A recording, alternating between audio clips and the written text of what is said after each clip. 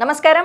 ప్రస్తుతం మనతో పాటు ప్రముఖ ఆధ్యాత్మికవేత్త, ప్రముఖ జ్యోతిష్య వాస్తు నిపుణులు ఉమామహేశ్వరరావు గారు ఉన్నారు. వారితో మాట్లాడేద్దాం. నమస్కారం గురుగారు. 2024 సంవత్సరం జూలై నెలలో మరి మేషరాశి వారికి ఎలా ఉండబోతుందో తెలియజేస్తారా? 2024 జూలై నెల శ్రావణ మాసం. అలాగే ఆదాయ వ్యవహారాలు చూసుకుంటే ఈ యొక్క రాశి వారికి 2024లోని వచ్చిన ఆదాయం కూడా సేమ్ అదే ఆదాయం, మొన్న చెప్పుకున్నదే. అంటే ఆదాయం వచ్చి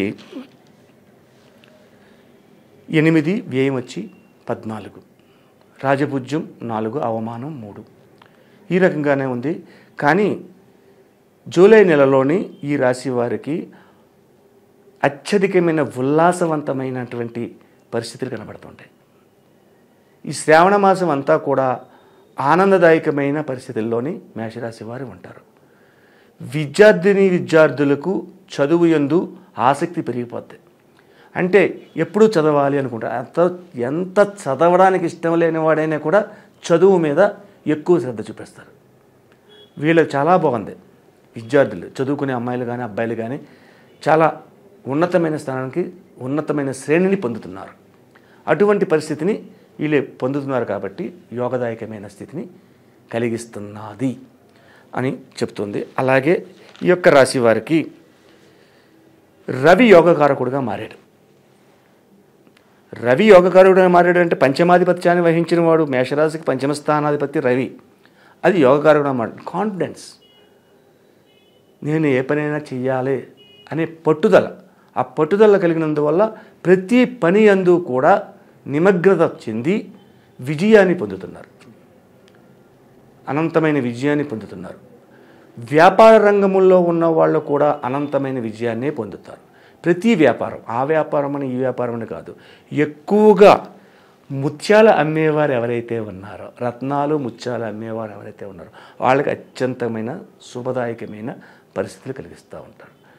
అయితే భార్యాభర్తల మధ్యన కూడా అవగాహన ఎక్కువగా కలిగి ఉండి చరస్థిర ఆస్తులను పెంపొందించుకోవడానికి అవకాశాలు ఎక్కువ కనపడుతున్నాయి. అంటే ఒక ఇల్లుని కొనడానికైనా అమ్మడానికైనా కూడా కుజుడు అధిపతి అయ్యాడు. కానీ ఇక్కడ అమ్మడం అనేది జరగదు, కొనడం అనేది జరుగుతుంది ఎక్కువగా ఈ యొక్క జూలై నెలలో. అలాగే జూన్, జూలై, ఆగస్టు ఈ 3 నెలల్లో కూడా శుభదాయకమైన ఫలితాలే మేషరాశి వారు.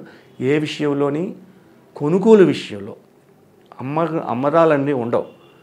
ఏదైనా కొనాలి, కొన్నప్పుడు ఆదాయాన్ని దగ్గరికి తీసుకురావాలి, తీసుకొచ్చి దాన్ని శుభదాయకమైన ఫలితాలు పొందుతున్నారు. అలాగే ఈ మేషరాశి వారికి ఆరోగ్య పరిస్థితులు ముందు నెల కంటే కూడా ఇంకా మెరుగుపడి ఉత్సాహంగా ఉంటారు, ఆనందదాయకంగా ఉంటారు, ఉత్సాహంగా ఉంటారు. ప్రతి వారితోటి కూడా కలుపుగోరుతనంగా మాట్లాడడము, కలుపుగోరుతనానికి ప్రవర్తించడం అనేది జరుగుతుంది. అలాగే ఉద్యోగ రంగముల్లో ఉన్న వాళ్ళకి కూడా ఈ యొక్క నెలలోని ఒక శుభవార్తను వింటారు. అంటే ఓ ప్రమోషన్ పొందొచ్చు, లేదంటే జీతం పెరగచ్చు, ఇంకోటి అవ్వచ్చు. శుభదాయకమైన వార్తలు వింటారు. అశుభదాయకమైన వార్త కాకుండా శుభదాయకమైన వార్తలు ఈ యొక్క జూలై నెలలో ఉద్యోగ రంగానికి బాగుంది, వ్యాపార రంగానికి కూడా అలాగే ఉంది. అలాగే రాజకీయ నాయకులకు ఎలా ఉంది? ఈ యొక్క మేషరాశిలో జూలై నెలలో రాజకీయ నాయకులు కొద్దిగా ఇబ్బందికరమైన పరిస్థితులు పొందుతున్నారు. అంటే వీళ్ళు చెప్పేది ఒకటి, చేసేది ఒకటి. ప్రజలు నమ్మినంతసేపు బాగానే ఉంది, అదే నమ్మకపోతే తేడా వచ్చింది. అటువంటి విధానంలో వీళ్ళు చెప్పేది ఎవరు నమ్మరు. వీళ్ళు చెప్పింది అబద్ధము, తేడతలం అయిపోతుంది. దానివలన ఇబ్బందికరమైన పరిస్థితులు రాజకీయ నాయకులు అందరూ కూడా, ఏ రంగంలో ఉన్న రాజకీయ నాయకుడైనా సరే ఇబ్బందికరమైన పరిస్థితులు పొందుతారు. ఈ ఇబ్బందికరమైన పరిస్థితులు పొందకుండా ఉండాలి. ఏం చేయాలి? రాజకీయ నాయకులే కాదు, ఈ మేషరాశిలో ఉన్న ప్రతి వారు కూడా ఈ జూలై నెలలో ఏం చేయాలి? జూలై నెలలోని శ్రావణ మాసంలో లక్ష్మీ వ్రతాన్ని చేస్తారు. అయితే కలువ పువ్వులని దొరుకుతాయి, ఎర్ర కలువను తేవాలి. కలువ పువ్వులు తెల్లవి ఉంటాయి, పచ్చవి ఉంటాయి, కానీ కాదు, ఎర్రటి కలువ పువ్వులు తీసుకొచ్చి ఒక గుడికి, లక్ష్మీదేవి గుడికి, ఒక హైదరాబాద్ ఉంది, అమీర్పేటలో ఒక లక్ష్మీదేవి మాత గుడి ఉంది, అమీర్పేట సెంటర్లో. అది చాలా ఫేమస్ టెంపుల్. అలాంటి గుడికి వెళ్ళి, అంటే గ్రామ దేవతలు కాదు నేను చెప్పింది, లక్ష్మీ టెంపుల్ కావాలి. లక్ష్మీ టెంపుల్కి వెళ్ళి శుక్రవారం నాడు కలువ పువ్వులను పెట్టి చక్ర పొంగలే అనేది కొద్దిగా ఎక్కువగా తయారు చేసుకుని, అది చక్కెర పొంగల్ని కూడా తీసుకెళ్ళి మడి కట్టుకుని చేయాలి. చక్కెర పొంగల్ అంటే మనం ఏదో చేసేస్తే కుదరదు, మడి కట్టుకుని చేయాలి. ఆ మడి కట్టుకుని చేసిన చక్కెర పొంగల్ని ఒక డబ్బాలోనూ గిన్నెలో వేసి దాని మీద ఒక వస్త్రాన్ని కప్పి ఈ కలువ పువ్వులతోటి వెళ్ళి టెంపుల్కి వెళ్ళి అష్టోత్తర పూజ చేపించి అది నివేదన చేపించి ఆ తెచ్చిన చక్కెర పొంగల్ని అక్కడున్న భక్తులందరికీ వితరణ చేయాలి. ఇలా చేసుకున్నందువల్ల ఇందులో వస్తున్న అపభ్రంశ యోగములన్నీ తొలుగుతాయి. లక్ష్మీమాతని ఎక్కువగా పూజిస్తారు.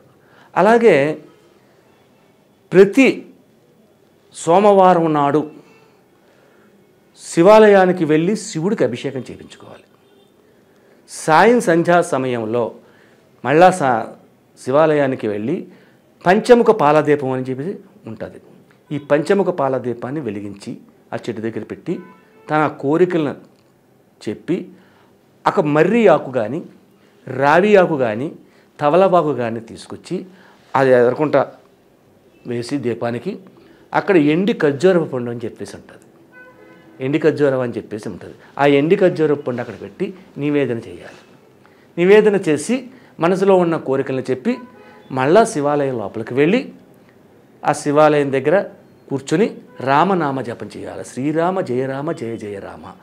ఇటువంటి రామనామ జపాన్ని ఎప్పుడైతే చేస్తారో సకల దోషాలు నివారణ జరిగి అనుకున్న పనుని శీఘ్రంగా చేసుకుని ప్రతి వ్యక్తితోటి కూడా ఉన్న చిన్న చిన్న సమస్యను కూడా, అంత చిన్న సమస్యను కూడా పరిష్కారం జరిగి అందరికీ కూడా శుభదాయకమైన ఫలితాలు పొందుతారని ఇది పద్మపురాణంలో చెప్పబడిన విధానం. ఈ యొక్క పంచముఖ పాలదీపం అన్నది పద్మపురాణంలో ఉంటుంది. ఈ పద్మపురాణ విధానంలో పెద్దలుగా తెలుసున్న వాళ్ళు చాలామంది ఉన్నారు, చూస్తారు, వాళ్ళకి ఎలాగో తెలుసు. కాబట్టి ఇది పాటించడం వల్ల ఈ మేషరాశి వారికి జూలై నెలలో అత్యధికమైన శుభదాయకమైన ఆరోగ్యకరమైన విధానాన్ని పొందడం అనేది జరుగుతుంది. ఈ వార ఫలములు, మాస ఫలములు, సంవత్సర ఫలములు, దిన ఫలములు ఇవన్నీ మనం చెప్పుకుంటున్నాం. మనం చెప్పే దాంట్లో ఈ యొక్క సంవత్సర ఫలితం చెప్పాను నేను. ఈ సంవత్సర ఫలితములో ఒక 60% మాత్రమే మీకు దగ్గరగా ఉంటుంది. అయితే లక్ష్మి అనే అమ్మాయి ఉంది. అమ్మాయికి జాతకం చెప్తున్నాం. లాలేలు అని చెప్పి అక్షంతరం బయలుదేరింది. మేషరాశి వచ్చింది. మేషరాశి గురించి చెప్పాడు. లక్ష్మి ఒక్కట్లే లేరు. లక్ష్మి అన్నవాళ్ళు ఒక్కరు లేరు, కొన్ని వేల కోట్ల మంది ఉన్నారు. ఈ వేల కోట్ల మందికి ఇదే జాతకమా? నేను చెప్పింది గోచారాన్ని చెప్పాను. మీ యొక్క రాశి ఫలాన్ని కానీ, లగ్న ఫలాన్ని కానీ, లేకపోతే మీ నవాంశ చక్రం కానీ, రాశి చక్రం కానీ లేదు. గోచార చక్రాన్ని బట్టి నేను జాతకం చెప్పుకుంటూ వచ్చాను. కాబట్టి ఈ జాతకాల వల్ల నేను చెప్పిన పరిణామాల్లో 60% కరెక్ట్గా ఉన్నా, 40% మీకు నచ్చకపోయినా, నేను చెప్పిన పరిహారాలు, రెమెడీస్ తప్పనిసరిగా పాటించండి.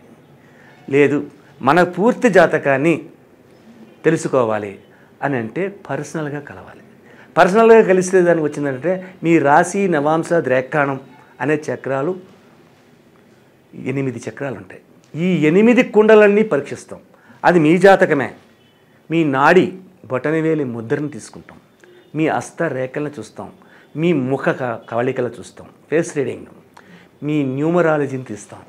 ఇన్ని విధాలుగా తీసి చెప్పే జాతకం మీకు కరెక్ట్గా వస్తుంది. అంతేకాని ఈ రాశి చక్రంలో చెప్పాడు, ఇలా చెప్పాడు అని అన్నది ఇది మాత్రం 60% మాత్రమే వస్తుంది. అది 100% వస్తుంది.